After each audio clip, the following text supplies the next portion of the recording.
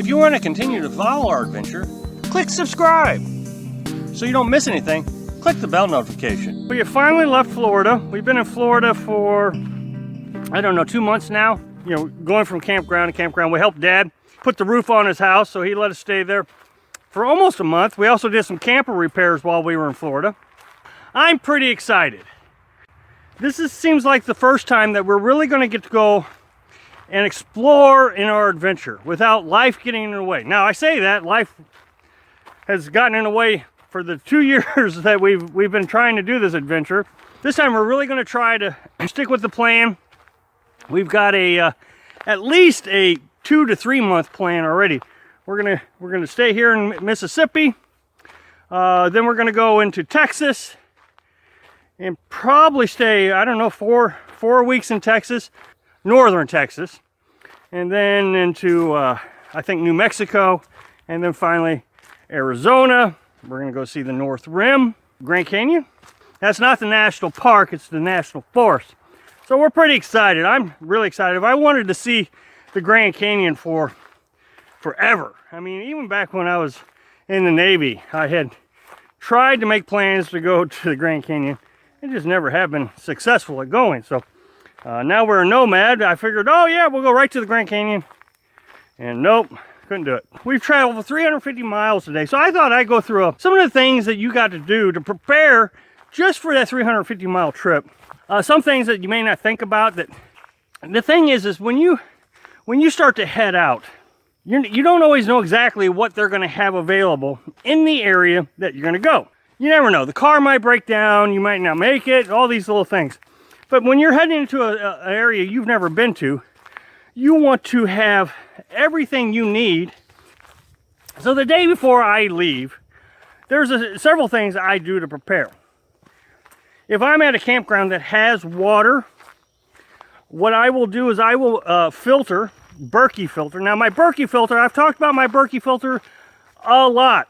The Berkey Filter is a water purification system. Filters out 99.9999% of all the contaminants that you can possibly think of. Lead, mercury, all kinds of stuff.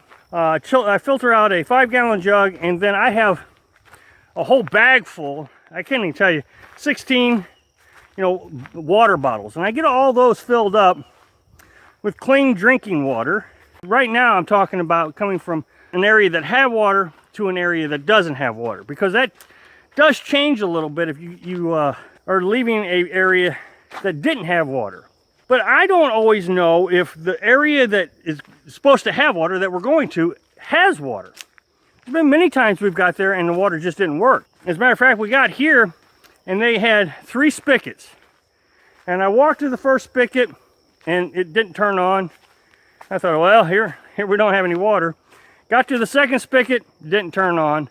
Fortunately, the third spigot turned on and we have water. But it could have easily been the other way and we didn't have water.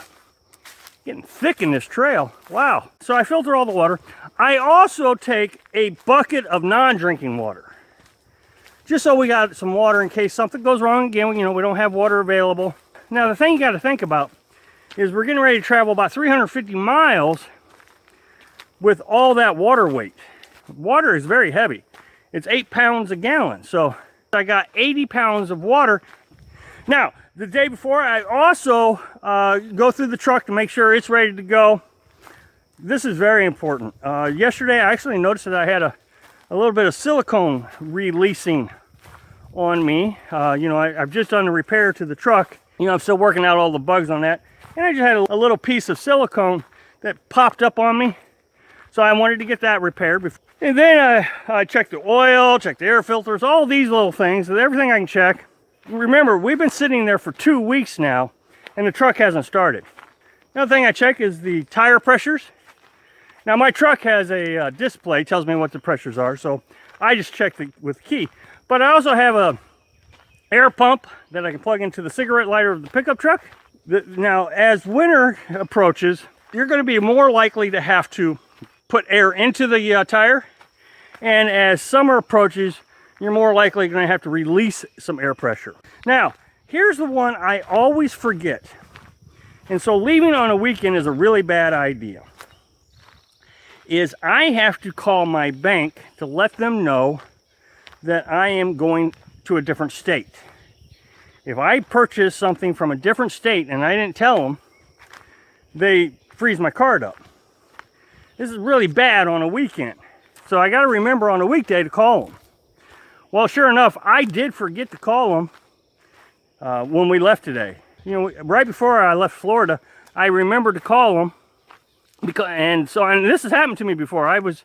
We left Missouri. I got to Mississippi one time. Well, this was actually in January.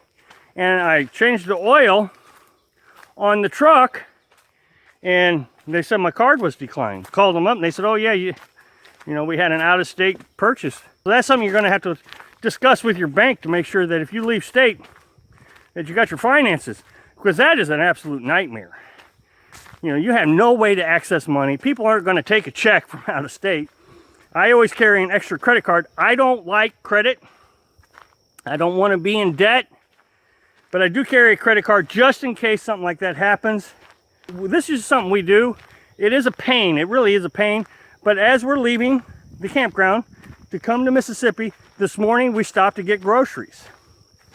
We always want to make sure that before we leave the state that we're leaving, or the area that we're leaving, that our fridge is full. Again, that way if anything happens, or bad weather hits, anything, which has happened to us before, we've got plenty of supplies to get us through. I also always make sure my propane tanks are topped off. Now, when we talk about propane tanks, if you do not empty your propane tank and you exchange it, you're losing all that propane.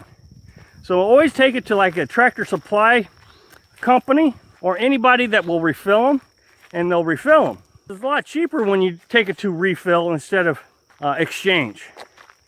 And you know, the exchange right now is like 20 bucks. And for a refill, I got it today for just over 10 bucks for a 20-pound tank. Thanks for watching. Click like if you like video, and happy travels.